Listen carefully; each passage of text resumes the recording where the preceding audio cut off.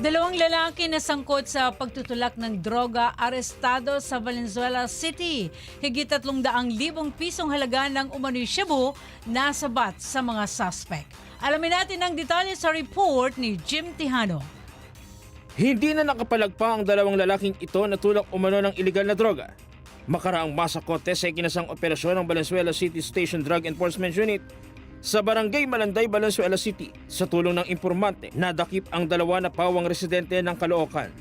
So ito po ay series of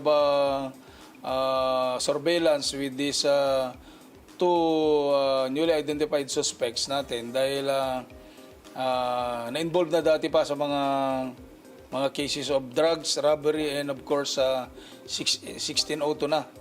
Ito kasi ay may magkapitbahay at talagang mga dati nang nakulong. Sila ay talaga labas-pasok sa kulungan.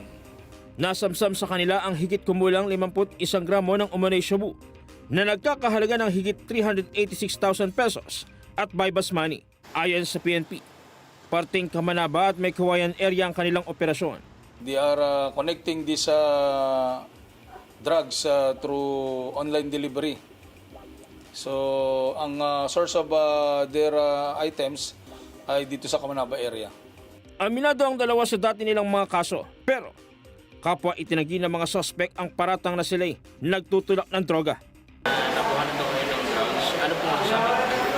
Hindi po ano ito. Hindi po totoo yan, sir. Wala po kaming drogang dala nun. Okay. Tinita lang po kami bigla, tapos gano'n na po. May nakuha po ng droga sa bulsa ko, nagulat niya po ako eh.